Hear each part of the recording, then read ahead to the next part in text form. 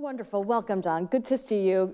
I read a lot about you and all of your innovations, and so it's wonderful, a real privilege for us to be here together. You've spent your entire career fighting for educational opportunity because of the powerful experiences that you had. And would love to just start out with your sharing what are some of those early experiences that really have shaped your vision for where we are today, for this moment where higher ed is under a lot of fire, it feels like we're under a lot of fire. What were some experiences that you think are really important for New Yorkers today in terms of education, careers, and working lives? Yeah, look, I think the most important educational experience I had was at PS 276 in Canarsie, where I went to kindergarten through 6th grade. When I was in 4th grade, in October of 4th grade, my mom passed away when I was 8 years old. And at that point, I lived with my dad. My dad was struggling with Alzheimer's. Nobody knew. It was just the two of us. Home was incredibly scary and unstable. And the thing that saved me was Alan Osterweil, who was my teacher in 4th, 5th, and 6th grade, and who created a space in his classroom that was safe and nurturing and engaging and interesting and challenging. I'm still in touch with him. We actually just had a 39-year reunion of our 6th grade class. I love that. Who does that? Never heard of that. And Mr. Osterwell came, which was the best part, and we were able to talk about how impactful he was in all of our lives. But I say that to say, education has this power to be so deeply transformative. And to me, that's what drives me at SUNY. You know, at the State University of New York, we have 64 campuses in every corner of the state. 95% of New Yorkers live within 30 miles of a SUNY campus.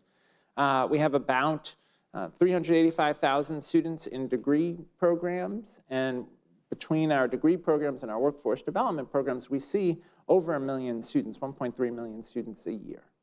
So we're in every part of the state, every area of the state's economy, from the semiconductor industry to healthcare to preparing the state's teachers.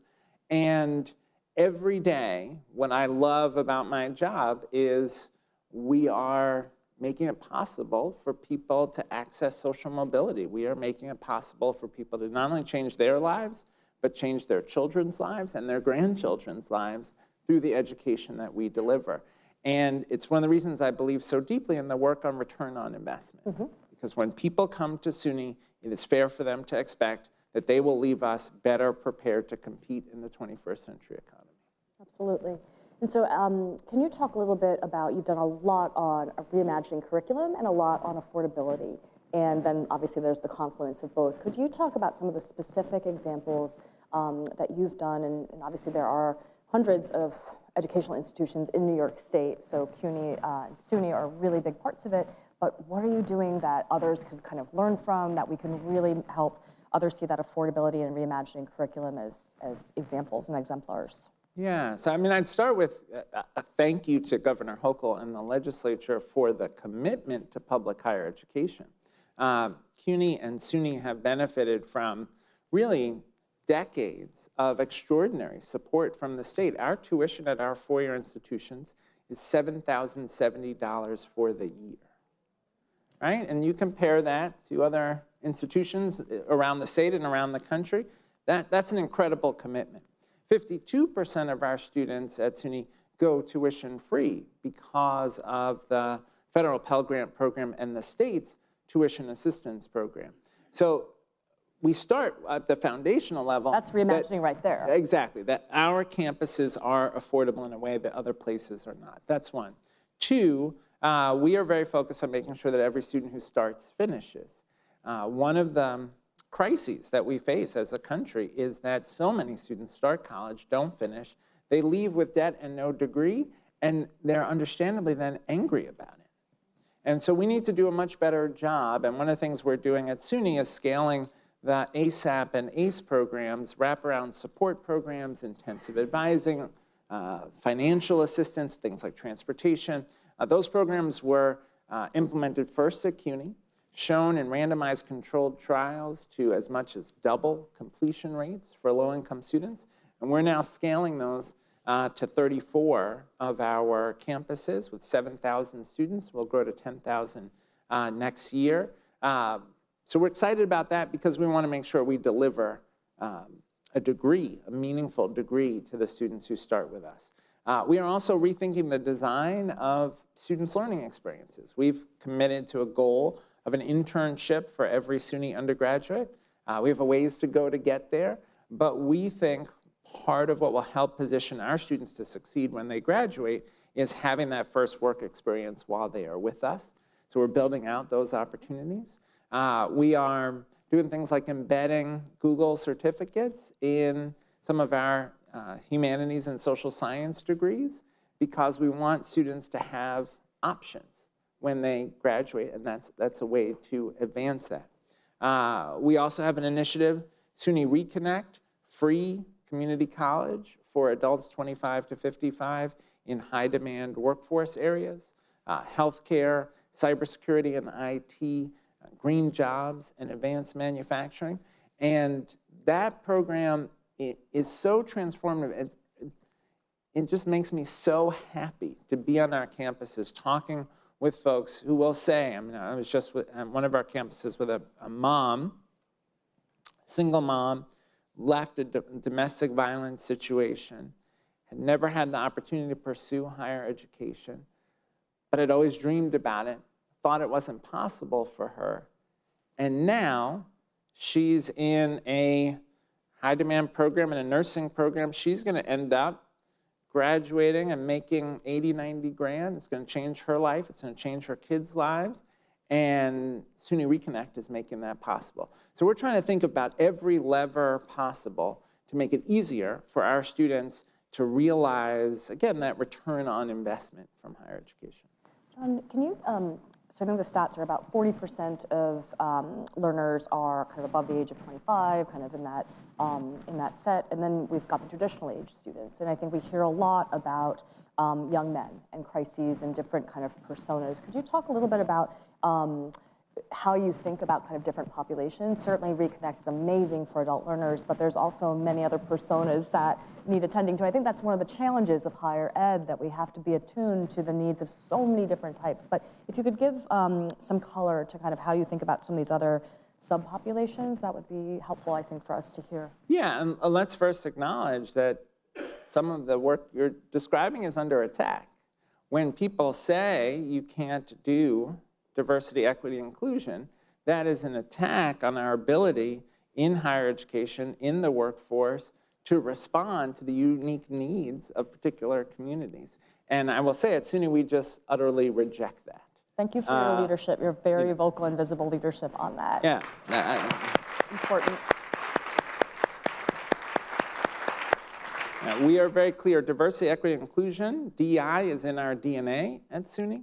When we were founded more than 75 years ago, in our enabling statute, they talked about providing the broadest possible access and serving all segments of New York, and that's our commitment. So we think a lot about how we meet the needs of students. A lot of it is about making sure that students have an adult they are connected to. And if you look at why ASAP and ACE are so successful in supporting students to completion, a lot of it is that relationship with an advisor. So for example, we have the educational opportunity programs, the EOP programs. Those have been around for decades, and they are designed to help very low-income students who may be below the academic admission standards of the campus they're attending get the kinds of wraparound supports, the guidance that will help them to thrive. And those programs have been delivering for decades. We have many members of the New York State Legislature who are EOP alums. Change their lives. So that's part of how we think about the challenge. When you speak about young men, I'm very worried about that as a national crisis. A couple things that we're thinking about. One is, in order for students to find that adult, find that community on campus, we have to have things that appeal to their interests, that they're excited about. One of the things that we are doing is these video game leagues that we have set up on campuses. And Varsity sport? yeah, It should be. yeah. I mean, it's so the esports are a hook for some students. And I started out as a middle school principal and a high school teacher, and so maybe this is why I think about it this way. But like everybody needs their hook. What's the thing they're excited about? What's the thing they're passionate about? And for some young people, esports is the thing that makes school compelling for them. We've started something called our Empire State Service Corps. We've got 500 SUNY students who are doing 300 hours a year of paid public service work.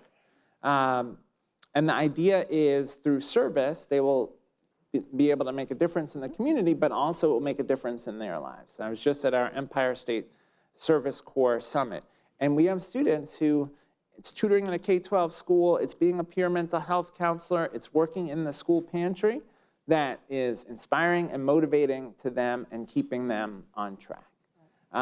For some students, it's sports. So we're constantly thinking about that, and so I think part of our underlying challenge with young men in our society is so many young men are feeling disconnected, and I think social media has been a huge problem in that. We have got to find ways to help people feel connected, and we have to be intentional, whether it's on a higher education campus or in a workforce development program, about figuring out what's the hook, what's the thing that's going to engage someone, and then who's the adult they have a relationship with, or the program staff member they have a relationship with. The stat is 80% of a student's time, of college students' time, is not in the classroom. They're really in the campus life, finding their community, finding their people, and creating those hooks, and it's incredibly important. We've talked about people, and so if we can transition to the system of SUNY, and obviously there's a lot of destabilizing effects right now with the federal government, with funding. Could you talk a bit about just how you think about economic stability for the system, about economic mobility statewide, about kind of sustaining a strong public system? I think that system piece is important, and I think there's a lot of folks from different sectors here today where everyone's experiencing the same financial instability at a system level, and it's hard to see how to get out of this. Yeah, I mean, I guess I think about it on three levels. In terms of the federal government, there's no question that the Trump administration has engaged in an all-out assault on higher education that is a real threat to our institutions. That said, Congress still makes a lot of the decisions in the federal government. And so for example, Trump administration has proposed a huge cut to the Pell Grant program that has made college possible for generations of Americans. Congress is on track to totally reject those proposed cuts to the Pell Grant program in a bipartisan way. The Trump administration has tried to make significant, arbitrary cuts to federal grant programs that support research that makes possible advances in technology as well as advances in healthcare. Congress looks like they're on track to reject a lot of that agenda. And so we spend a lot of time talking to members of Congress on both sides of the aisle about their constituents, why it matters for their constituents that we invest in the National Institutes of Health, why it matters for their constituents that Pell Grants make college possible. And so I don't think we can allow the Trump administration's rhetoric to define federal policy for the country. We've got to be in action trying to move Congress in a better direction. So that's one. Two, on the state level, I'm very committed in making sure that the governor and the legislature understand the value and see the value that we deliver at SUNY and at CUNY. Public higher education is the driver of the future of our state, and we need to keep showing that. And then third, one of our best partners is the community that works on workforce development and employers, because they will send the message about the value of public higher education. So, Micron is coming to the Syracuse region. They're going to bring 50,000 jobs between the chip fab and the supply chain companies.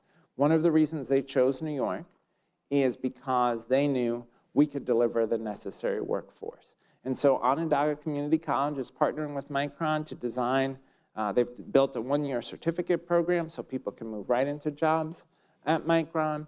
They've partnered with Micron to develop a simulated clean room on the Onondaga Community College campus for their students and for K-12 students in the Syracuse region to be able to access that simulated clean room. Corning Corporation and their labor unions are working with Corning Community College on a schedule for courses so that Corning employees can take advantage of SUNY Reconnect, the free community college, get their degree and move up at Corning, right? Those kinds of partnerships are part of our message to the governor, the legislature, to members of Congress about how we are working hand in glove with industry, with labor, with workforce development programs to deliver the workforce the state needs. Those are great examples, and I think about leadership in these times. And leadership, what the moment requires, constantly changes, and I think leading in these turbulent times, we just have to stay focused in the way that you're describing, with wild innovations in the midst of a lot of noise, and that takes skill. But I think that you have definitely illustrated how you just stay the course and do the right thing, and despite a lot of noise, you can really have progress. Last question before we bring Julie out is around technology. And so can you talk a bit about the innovations, how you're approaching leveraging technology, how you're approaching the point of view on digital equity, AI, and thinking about just high quality learning, and how you're preparing students for this world? And again, trying to constantly balance the durability of skills and what employers are asking for, and the fact that skill needs are changing a lot, right? I mean, there's a hype bubble, certainly. And so how do you balance that? What are you doing? How do you think about digital equity? Yeah, I still want to ask you that question back. Oh, yes. Yep. You can go there, sure. Look, on one level, we are thinking about how do we leverage AI and technological innovation to drive research that will drive economic development for the state. So the governor has an initiative called Empire AI, which is based at University of Buffalo. We're building what will be the largest supercomputer on a college campus in the United States. We are then going to share that computing power, and we've got a beta version operating now. We'll share that computing power with researchers at our 4 research institutions, Buffalo, Stony Brook, Binghamton, and Albany, as well as CUNY and private colleges. NYU, Cornell, RPI, Columbia are all participants in Empire AI. It's an over $500 million public-private investment, and the idea is we need a public option in computing power, that we can't have AI only be a tool for Google and Meta to make profit. AI also has to be available for the pursuit of the public good. And so all of the research questions that we're pursuing at Empire AI are about the public good.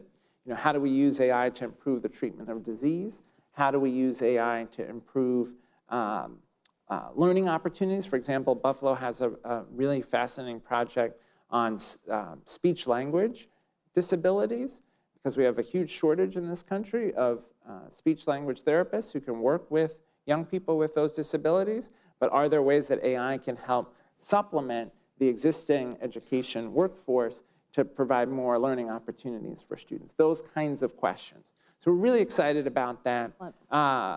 We also just announced a $50 million investment in biofabrication at UB.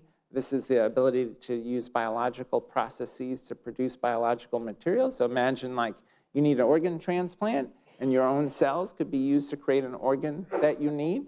That's the future of biofabrication. A $50 million investment at UAlbany in RNA research, which the federal government is backing away from, but we're committed to because we know it can help advance treatment of disease. A $300 million investment in quantum at Stony Brook. So we are pushing on technology as a driver of economic development. In terms of student learning, we are also integrating AI into our information literacy general education requirement on the theory that our students need to be able to operate in career areas that will all be affected by AI. At UB, they're launching AI and degrees. So you'll be able to get a degree in AI and economics, AI and communications, AI and languages.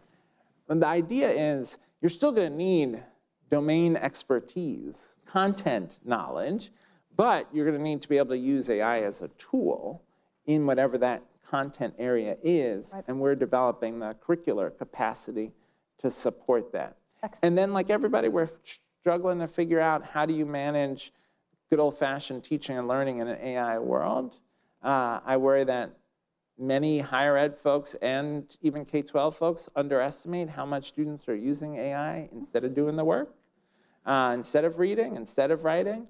And writing is how you clarify your thoughts. Right. So we're thinking about how do you adapt teaching and learning, the projects you assign, having students start an essay in class, bringing back some old-fashioned blue books, right? Whatever it takes to make sure that students are doing the work. Sure. Excellent. Thank you, John. Let's invite Julie. That was fantastic.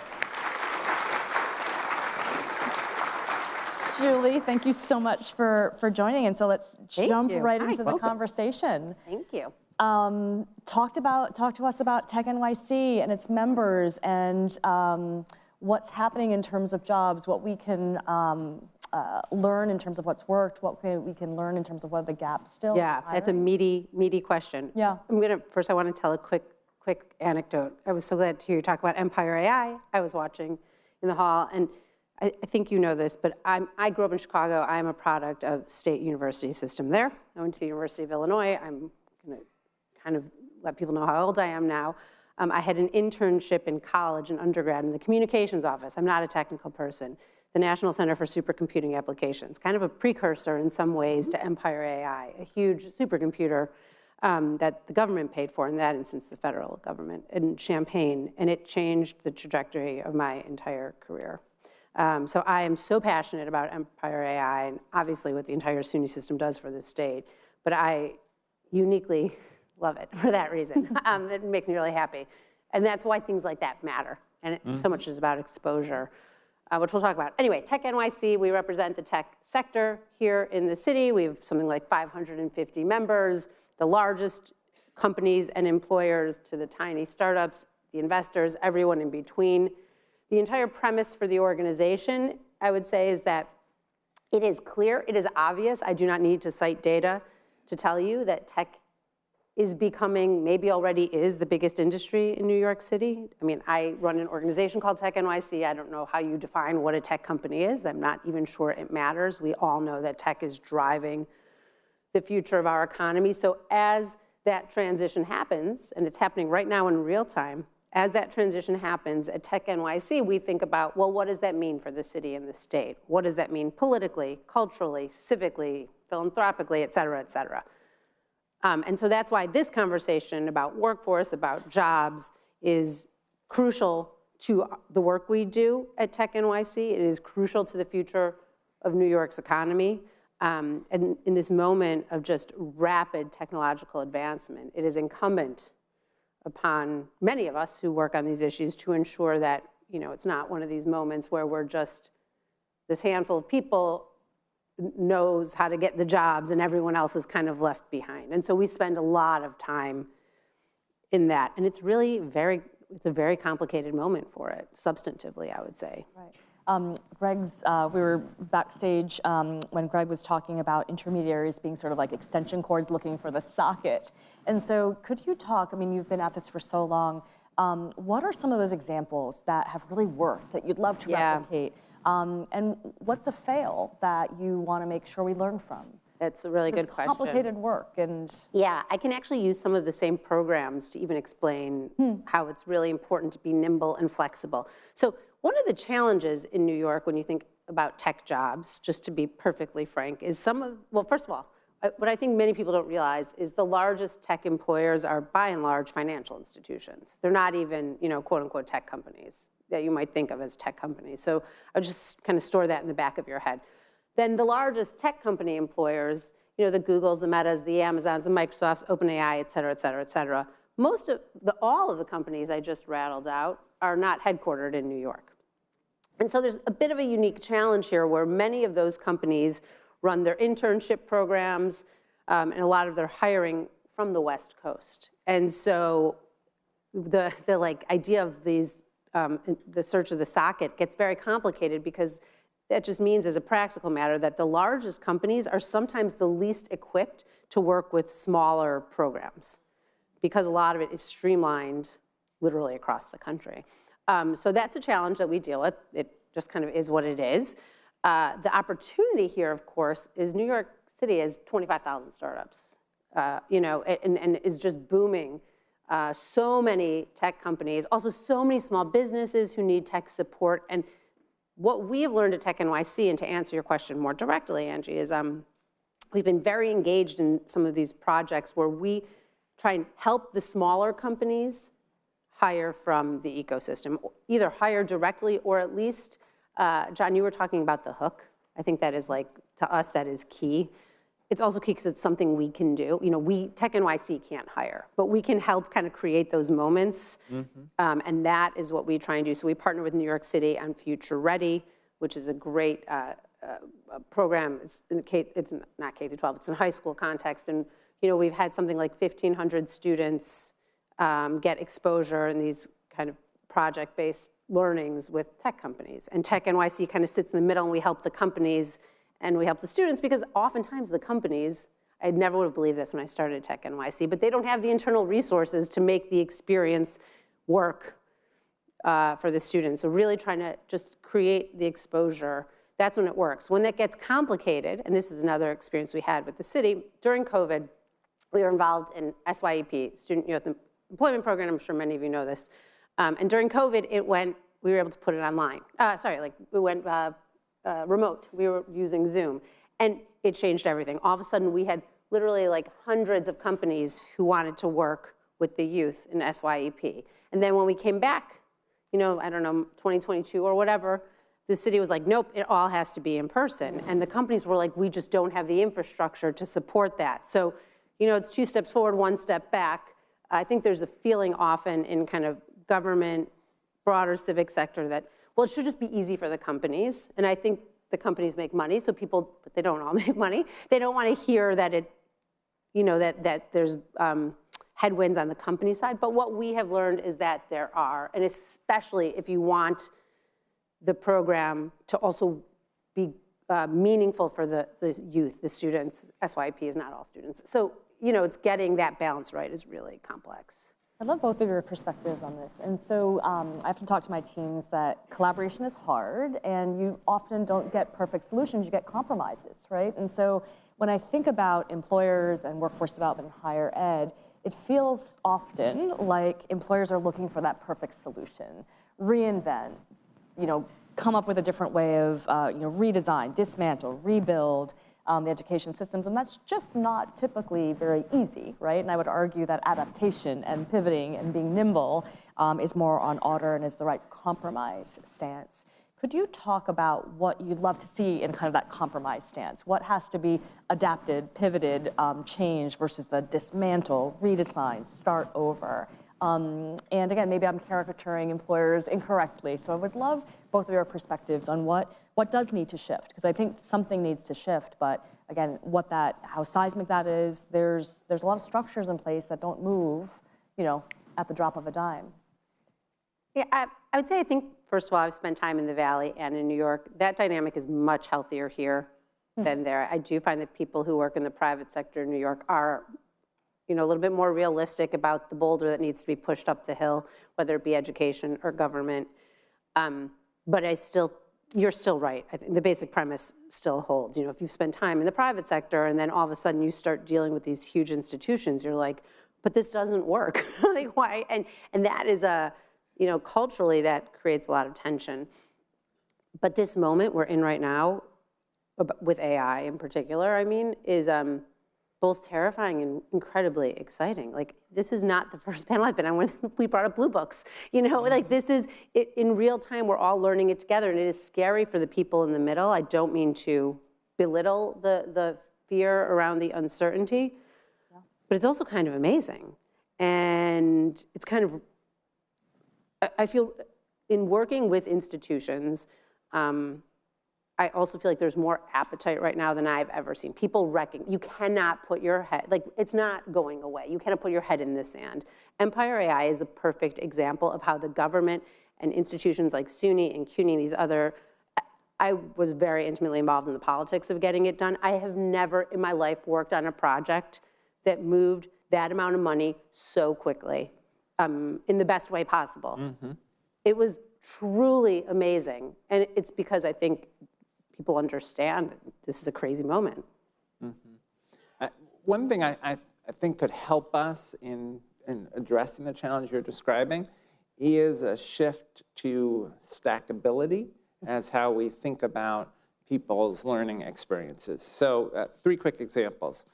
We've got over now 500 micro-credentials at SUNY. So these are short-term programs that are very skill-focused, in many cases developed jointly with the employer to say, we've got to move people from X job to Y job. They need these additional skills. Can you work with us to create a program that does that? We say, yes, we build that program. We deliver the folks they need. Those micro-credentials are often for credit and so can fold right into a degree program. And so that's an example of stackability. Another example, we've got our educational opportunity centers. I knew we had some folks in the room, right? Sounds like it. And these are places where folks are coming who are very low income, who have access to everything from high school equivalency work to initial technology skills to training in job areas, whether that's the skills they need to be a CNA or the OSHA certification that they might need for particular jobs. Those can be an entry point to an educational journey that then continues to a community college or a 4-year institution. And so our hope is that we are meeting people where they are, getting them the skills they need to move up so that they have this path. Third example is credit for prior learning, where we are working with employers and with labor to figure out if you've had really great training, why shouldn't you be able to get credit for that? And why are we making you take a class that repeats concepts you've already mastered? So if you were in the military and you trained as an EMT, you are a good way towards the things you need to become a nurse. So we ought to help you, or paramedic. So we ought to help you get recognition for those learning experiences. So thinking about higher education not as just a moment for the 18 to 22-year-old, but as a life of learning that we're going to try to support is, I think, part of the shift that would help us. Julie, could you talk a little bit about just what you're seeing in New York City in terms of the micro-credentials? I think that I feel like there's vigorous kind of debate on this one, and would love to hear your perspective and what your employers think about that. I think, listen, a lot of the employers are really into the micro-credentials, have been working closely with institutions on those micro-credentials for a long time, and where that works, I think it's great. And I love the stackability kind of framework for thinking about that. That's really useful. One of the things I really, just building on what John just said and the question, Angie, that I would call out, just to be perfectly frank about it, is in the entire time I've been doing this work, the companies are the least sure about what the jobs are going to look like that they've ever been. It is a challenge. Like, I cannot pretend that that is not the case. The companies do not know, by and large, what they plan to be hiring for 3, 4, 5 years out, which makes it complicated. And I think we have to just recognize that that's a fact. But I also would say that there's so much opportunity in that. There was a time in like the late 90s, early 2000s that felt a little bit like this, but not to the same extent. The AI tools are completely accessible to anyone. There are free levels on all of the platforms. And I can't remember a time where playing around with the tools could be so important for your career. Just for anyone, for organizations. And so to create spaces where students, or even where organizations at the organization level, can safely, with some guidance, just honestly screw around on the platforms to some extent to start to understand the potential. It's very scary in some ways, this moment we're in, but also again, I said this before, is so exciting because in these moments, if people start thinking about how AI tools can make things work differently, that is a level of opportunity that comes around incredibly infrequently in human history. And because of the hard work that a lot of people have done around internet access and some, which we still have a long way to go, but people now have access to these tools. And I think it's incredibly important that we talk about that we push learners to experiment with them. And again, it's about the hook, and it's about finding ways for people to just change their career trajectory, and that is an amazing opportunity. That's great. Jill, I'm going to give you the last quick question. We're on borrowed time right now, but I think it's important. There's been tremendous progress in terms of New York City being kind of a tech talent kind of hub. How would you grade us right now, and what's that single or two ideas that it'll take for the city to become a true engine of tech talent and innovation? Where are we now, and what could we do to kind of get to a better place? Well, New York is, as far as tech hubs internationally, we are #2 in every metric out there. So that, behind the valley. So that's great. We feel really good about that. The New Yorkers really don't like being #2, but so it gets a little awkward. I think we will be #1, and I'll just quickly say why. I think there's a lot of interesting technological advancement happening in San Francisco right now, in the Valley. That's great. It's good. All ships rise. But when you figure out who's going to use the tools, who's going to pay for the tools, what they're going to look like in practice, like that's all going to happen here. The customers are here. The clients are here. There it's like, they're all dudes, sorry. Like some dudes sitting in a house, like making up some app, but then no one actually wants it or wants to pay for it. We'll fix it here. So I feel incredibly bullish on New York in general as it relates to tech, but your question was really about workforce. I think SUNY and CUNY are unique. No other state, no other city have those types of widespread kind of access to affordable education. And I think when I think about the institutions in the SUNY network and in the CUNY network, like that's when I feel the most optimistic about New York. Like nowhere else has that type of scale.